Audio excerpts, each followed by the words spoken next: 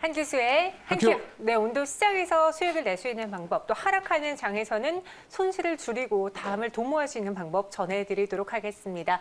엠맥골드 한기수 매니저와 함께하고요. 샵 2034로 한기수라고 이름을 적어 보내주시면 저희가 친구가 될 수 있습니다. 친구 되면 매일같이 시황 정보 업데이트 자동으로 받아보실 수 있으니까 그 점 기억해 주시고요. 또 이런 시장일수록 많은 분들의 도움이 필요합니다. 어디서 만나볼 수 있을까요? 예, 자, 오늘도 무료 방송 해야죠. 네. 일단 3시 50분에 역시 무료 방송 준비가 됐습니다. 시장이 뭐 주변 여건은 괜찮은데 시장이 네. 아주 우리가 힘들 정도로 장을 많이 눌러대고 있어서 우리 시청자들 많이 힘드실 겁니다. 왜 그런지에 대해서 계속 설명드렸었고 또 그리고 이제 우리가 어떻게 해야 되는지에 대해서 또 한번 무방에서 제가 확인을 좀 시켜드릴 겁니다. 그래서 힘드시고 또 앞으로 시장을 좀 하시려고 하는 분들은 자, 오늘 3시 50분 무료 방송 꼭 오셔서 제 목소리 직접 들으시면서 시장에 대한 어떤 향후 시장에 대한 전망 전략 한번 세워보시기 바랍니다. 네, 오늘 같은 날에는 이런 의견들이 많았어요. 시장에서 또 하나 살 수 있는 종목보다 기존에 저희가 매수한 종목 혹은 떨어지는 종목에 대한 리뷰 위주로 해주세요. 네. 왜냐하면 지금 갖고 있는 분들의 경우는 이걸 팔아야 될지 말아야 될지 고민이 크시잖아요. 그래서 오늘도 3가지 종목에 대해서 리뷰해 드리도록 하겠습니다.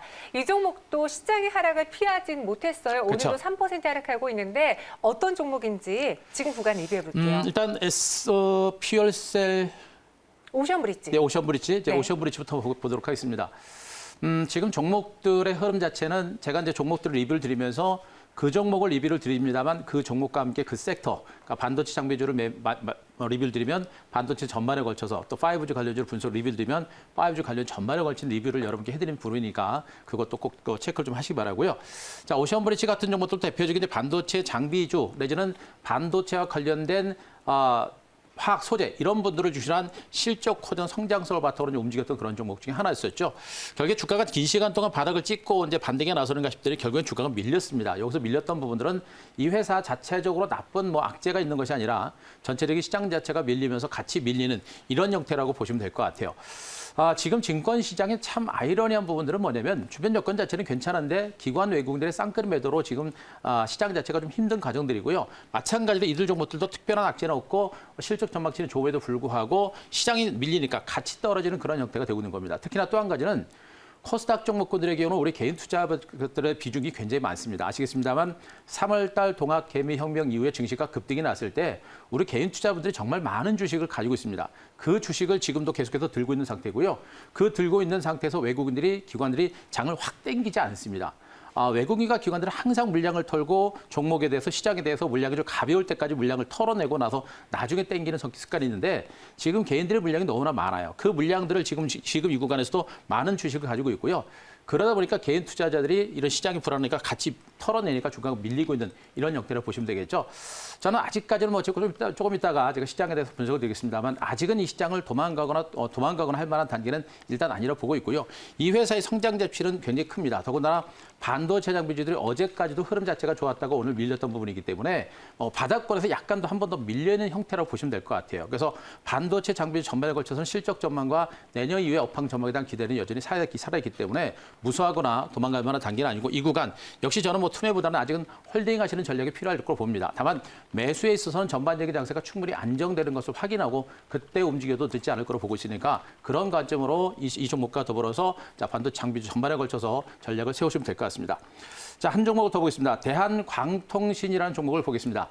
자, 5G 관련주도 마찬가지입니다. 대한광통신뿐만 아니라 지금 현재 KMW라든가 오이솔루션이라든가 다른 5G 관련주도 같이 보시는 게 좋을 것 같습니다.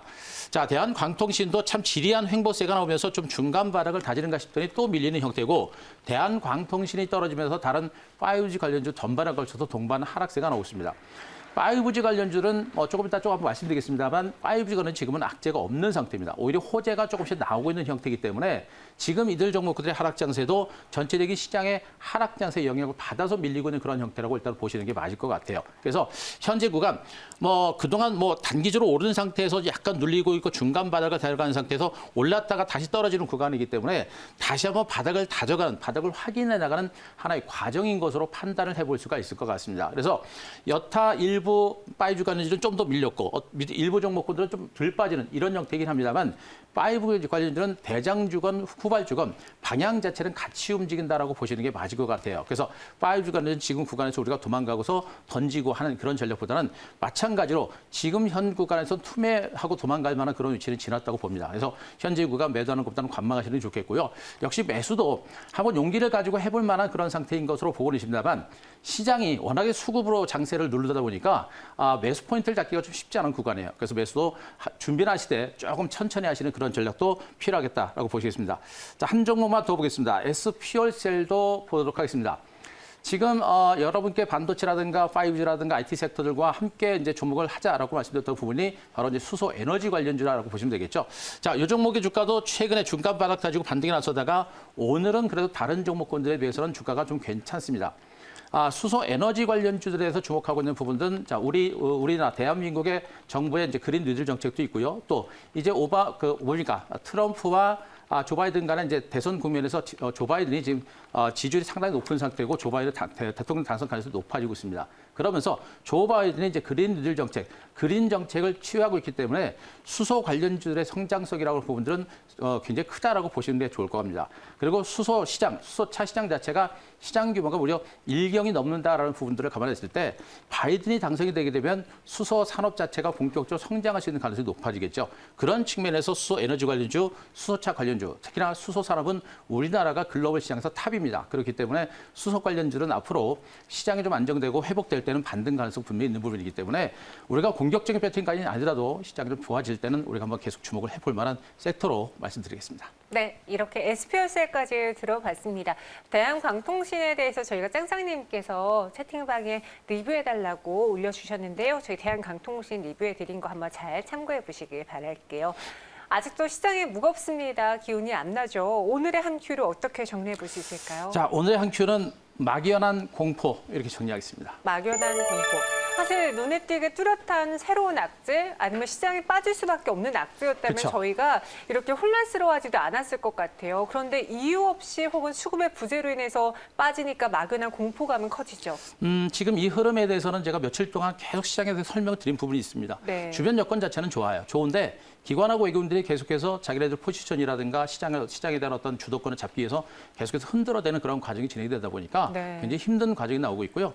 그리고 이제 아까도 방금 말씀드렸습니다만 동학개미 혁명 이후에 증시가 폭락이 났을 때 그 밑에서 공격적으로 매수를 해서 지금까지 시장을 이끌어온 세력이 개인입니다. 개인 투자를 했는데 우리 개인 투자자들이 이제는 정부에서 신용대출을 막고 또 이제 간편대출을 막아버렸습니다. 그러니까 신규로 자금이 들어오기는 굉장히 어려운 장세예요. 그러니까 개인들이 장을 주다르기 굉장히 어려운 장세. 하지만 지금 현재 개인 투자자들이 너무나 많은 주식을 들고 있다 보니까 그 많은 주식을 들고 있는 주식들을 기관과 외국인들은 그 주식을 일부러 땡기지 않는다는 얘기겠죠.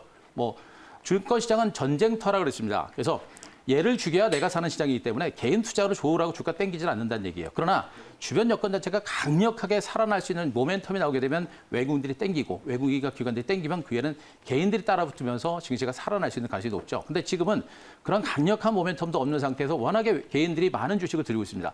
계속해서 흔들어대고 하면서 시장에 대한 속도 조절을 하고 있는 그런 과정들이고 이 속도 조절이 언제쯤 끝날 것이라고 단정 짓고 얘기하는 건 어렵습니다. 하지만 분명한 것은 주변 여건 자체가 좋다라는 걸 분명히 보시 바라고요. 가장 중요한 부분은 최근 이틀 동안 국내 증시가 이렇게 부진한 것은 기관과 외국인 투자가의 쌍끌이 특별한 악재가 없는 상태에서 기관과 외국인들의 쌍끌이 매도로 인한 약세입니다. 말씀드렸듯이 그러나 이렇게 매도할 만한 악재는 별로 없다라는 거 그걸 꼭 체크를 좀 하셨으면 좋겠고요. 시간이 지나면서 이제 막연한 불안감이 있었죠. 외국인들이 털고 지수가 조금씩 밀리다 보니까 어떻습니까? 개인 투자분들 손실 나고 그리고 신용 들어가고 이러다 보니까 불안하죠. 그 물량들, 개인 투자자들의 투매 물량이 약간 늘어나면서 특히나 코스닥을 중심으로 주가가 조금 더 많이 밀리는 형태입니다. 코스닥 시장은 변동성이 큰 시장이라고 그랬죠. 코스피가 시장이 올라갈 때도 코스피보다 빨리 올라가고요. 떨어질 때도 코스피보다 많이 빠지는 게 코스닥입니다. 나중에 코스닥 시장은 회복될 때도 그만큼 빠르다라는 측면에서 지금 코스닥 시장의 하락에 대해서 우리가 너무 민감하게 보실 만한 단계도 아니다라는 거. 다만 투매가 증가하고 있는 부분이 좀 있는데 조금 우리가 좀 자제할 필요가 있지 않을까라는 판단도 드리도록 하겠습니다. 자, 미국 증시 강세 기조는 살아 있습니다. 저는 아직까지는 대세 하락 가능성은 높지 않다고 보고 있고요. 제가 얼마 전에도 말씀드렸죠. 지금 시장은 시간이 필요하다는 얘기를 말씀드렸고 내일 당장, 모레 당장이 아니라 2021년 연초 장세로 보고 준비하자라는 얘기를 많이 해드렸습니다. 그 얘기를 해드린 이유가 이 수급적인 흐름이 언제 개선될지는 그건 누구도 모릅니다. 수급이라고 하는 부분들은 엿장수 만들어옵니다. 기관과 외국인들이 그때그때 상황에 맞춰서 움직이기 때문에 그걸 예측할 수는 없어요. 하지만 주변 여건 펀더멘털이 좋기 때문에 결국에 수급은 개선될 수 있는 가능성이 좀 크지 않을까 이렇게 판단을 드릴 수가 있겠습니다. 그림을 하나 보겠습니다. 나스닥 일봉 차트를 보도록 하겠습니다. 자, 현재 나스닥 시장은 이렇습니다. 지금 한국 증시와 미국 뉴욕 증시의 흐름은 너무나도 판이하게 다른 이런 형태가 되고 있죠. 물론 단기적으로 올라서 조정은 나오고 있습니다만 어제도 조정폭 자체는 그렇게 크지 않은 상태입니다. 그런 가운데 여전히 추세적인 상승세가 분명히 살아있는 모습이고 거래 천정 패턴도 별로 없는 상태입니다. 여기다가 주변 여건 자체 백신 개발과 관련된 여러 가지 변수들이 있습니다만 백신이 뭐 빨리 만들어지느니 안 만들어지니 내지는 뭐 사상이 실패느니 이런 얘기들이 나오고 있습니다만 그러나 임상 3상이 진행되다가 약간 오류가 있더라도 결국엔 백신은 만들어질 수밖에 없는 그런 상태로 보시면 되게 좋겠고요.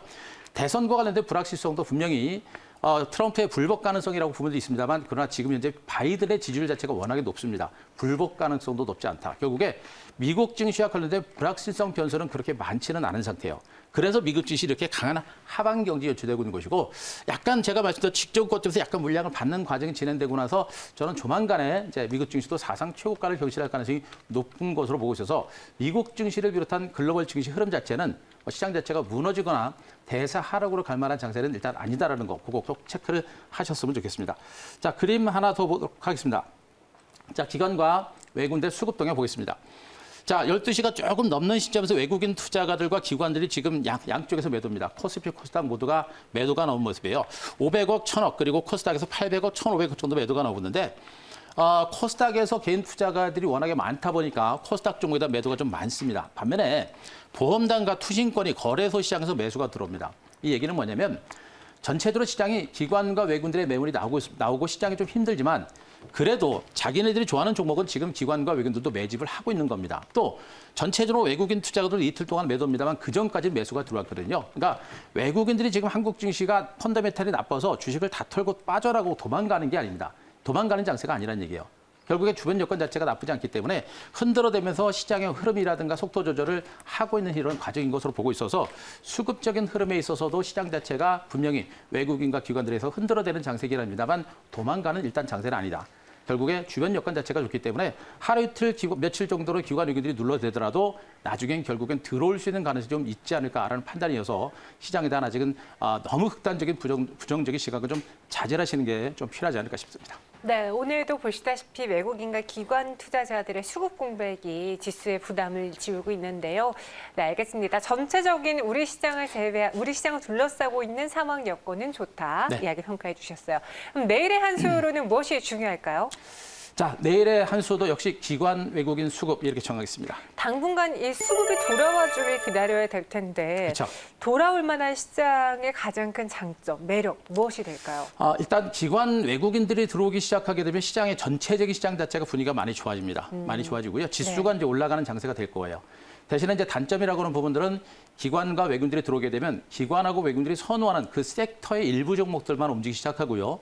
그리고 시장이 좀 어느 정도 올라간 상태, 초반에 지수가 올라가게 되면 지금 시장이 떨어졌기 때문에 불안하신 분들이 많이 계세요. 그래서 주가 올라오기만 하면 털어내겠다라는 분들이 많습니다. 그래서 초반에 주가 올라오게 되면 개인들이 물량을 많이 털겠죠. 그러나 시장이 더 올라가게 되면 나중에 그 개인들이 다시 따라붙는 이런 형태가 됩니다. 그래서 현재 시장은 외국인과 기관 투자는 매수가 언제쯤 들어오는지 그거를 판단해야 되는데 그게 좀 쉽지가 않습니다. 그러나 분명한 것은 펀더멘털이 좋아지게 되면 기관 외국인 매수는 들어온다라는 점을 꼭 보시 바라고요. 자, 일단 미국 증시라든가 한국 증시의 상승 기조는 분명히 살아있다라는 점에 포커스를 분명히 맞추셔야 됩니다. 앞서 제가 나스닥 시장의 차트를 보였듯이 미국 증시는 살아있고요. 한국 증시도 지금 현재 단기적으로 약간 눌리고 있습니다만 아직은 분명히 살아있다는 거, 추세가 살아있다는 점에 포커스를 맞추시 바라고요. 현재 이 기관과 외국인들의 수급이 언제쯤 호전될 것인가. 일단 현재 구간에서 봤을 때는 첫 번째로 볼 수 있는 부분들이 일단 미국에 대한 어떤 경기 부양 대책이라든가 이런 것들이 좀 나오게 되면 그런 것들이 좀 시장의 반등을 이끌어낼 수 있는 그런 모멘텀, 기관과 외국인들이 수급이 들어오는 그런 모멘텀이 될 수 있겠고요. 또 더 지나가지고 미국의 대선이 좀 끝났을 때 그때 가서도 불확실성 변수가 나서게 되면 그때 정도 선에서는 기관과 외국인들의 매수도 들어올 가능성은 있습니다. 다만 그 시점을 우리가 정확하게 예측할 수는 없습니다. 말씀드렸죠. 수급은 엿장수 맘대로입니다. 그래서 주변 여건 자체가 좋아지고 미국 증시가 살아나는 이런 흐름, 그리고 미국만 좋아지는 게 아니라 제가 그동안 지표를 통해서 말씀드렸듯이 기업들의 3분기 실적도 좋은 상태고요. 우리나라 경제 성장률 전망치도 좋습니다. 거기다 오늘 S&P사에서 우리나라에 대한 내년 경제 성장률 전망치를 3%까지 높여 잡았습니다. 그만큼 내년 경제 성장률 전망치가 좋은 상태예요. 그만큼 시장의 중기적인 전망은 좋다. 다만 단기적으로 외국인들이 눌러대고 있기 때문에 그 눌러대는 기간 조정을 우리가 이겨낼 수 있는 그런 마인드가 좀 필요하다라는 부분에 대해서 우리가 좀 주목할 필요가 있을 거로 보고 있고요. 자, 기관 외국인들 매수가 살아날 때 본격적인 랠리가 나올 겁니다. 그때를 우리가 타이밍을 잡으려고 노력을 많이 하자. 이렇게 말씀드리겠습니다.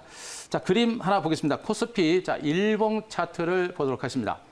나스닥 시장과 미국의 뉴욕 증시는 살아있다는 점을 분명히 말씀드렸고요. 현재 이 코스피 시장도 마찬가지입니다. 현재 긴 박스권에서 약간 또 눌림이 나오는 형태인데 지수가 직전 저점까지 내려오지도 않은 상태입니다. 지난번에 여기서도 최근 시장과 같은 그런 흐름이 여기서도 한번 나타났습니다. 여기서도 외국인과 기관들이 흔들리게 나타났었고요. 여기서 또 한 번 나타나고 있는 형태라고 보시면 되겠죠. 그만큼 지금 장세는 시장 자체가 무너진 상태는 아니고 약간의 박스권의 기간 조정의 장세에서 약간의 혼조 장세, 눌림이 나오는 이런 형태로 보시면 됩니다. 이 밑에를 깨고 내려갈 가능성은 지금으로서는 높진 않아요. 바로 전체 시장 자체가 살아있다는 거 단기로 눌림이 나오고 있습니다만 대세 하락으로 가는 장세는 아니니까 우리가 그 부분에 대해서는 주목을 할 필요가 있겠다는 거 말씀드릴 수가 있겠고요. 자, 그림 하나 더 보도록 하겠습니다. 자, 기사들을 많이 보셨겠습니다만 자, 지금 SK텔레콤이 5G망 모세 혈관 고도화에 나선다라는 기사가 일단 오늘 아침에 좀 나왔었죠. 5G와 관련된 부분들에 대해서도 시장 자체가 좀 힘든 상태이고 그러다 보니까 또 개인들이 많이 들고 있다 보니까 좀 물량을 털어내고 있는 형태인데 지금 5G 통신망과 관련해서도 그동안 우리나라 이제 내부적으로 5G 통신망이 통신사들의 자금이 너무나 많이 들어가다 보니까 통신사들에 대한 투자가 좀 지연됐었습니다. 하지만 5G 산업은 미래 성장 산업이고요. 5G를 투자하지 않으면 우리나라는 글로벌 5G 산업에서 뒤처질 수밖에 없는 겁니다. 결국에는 할 수밖에 없는 것이고요. 결국엔 지금 이렇게 SK텔레콤에서 모세혈관, 그러니까 5G망을 지방 곳곳까지 세밀하게 지금 설치하겠다라고 하는 얘기가 되는 겁니다. 결국에 5G는 서서히 투자가 시작이 되고 있는 것이고 우리나라를 선두로 해서 세계적인 어떤 5G 투자는 앞으로도 계속해서 진행될 가능성이 높습니다. 결국에 시장 자체가 안정이 되고 기관 외국인들의 수급이 살아나게 되면 이런 성장성 있는 종목들의 주가 반등세가 의외로 빠르게 나올 수 있는 그런 가능성은 매우 높다고 보시면 되겠죠. 그래서 우리가 시장을 보실 때 짧게 보지 말고 좀 길게 봐야 되는 이유가 바로 여기 있다는 점도 말씀드리고요. 그리고 제가 이제 그동안 시장 말씀드리면서 시장이 좀 안 좋을 때 제가 현금 비중도 말씀드리고 있는데 이번에 현금 비중을 제가 말씀 안 드립니다. 왜 그러냐면 아까도 말씀드렸듯이 시장 자체가 그렇게 펀더멘탈 자체가 무너지는 그런 어떤 흐름들은 없어요. 그래서 제가 현금 비중도 제가 말씀을 안 드리고 있는 거니까 그 점도 참고를 좀 하셨으면 좋겠습니다. 네, 이렇게 한규수 매니저와 함께했습니다. 사실 저희가 마지막 순서에는 한규수의 한 큐로 한 큐의 종목을 소개해드리는데 오늘은 저희가 종목을 제시해드리지 않겠습니다. 그 이유 다시 한번 말씀해 주세요. 좀 신중해야죠. 시장에 대해서는 제가 좋게는 보고 아직까지는 너무 부정적으로는 안 보고 있습니다만 종목에 대한 어떤 매수라든가 이런 부분들은 시장에 충분히 좀 안정되고 되는 걸 확인하고 들어가는 게 좋습니다. 괜찮다라고 얘기하지만 그래도 눈으로 확인하고 하는 것과 그냥 하는 것과는 분명히 다릅니다. 그래서 좀 더 신중하기 위해서 종목을 제가 준비를 안 했고요. 충분하게 시장이 좀 안정됐을 때 좀 더 확실한 종목을 한번 준비를 해서 가져오도록 하겠습니다. 네, 알겠습니다. 한규수의 한큐 함께 하셨고요. 또 이외의 다양한 채널을 통해서 매니저님 찾아주세요. 저희는 여기서 보내드리겠습니다. 고맙습니다.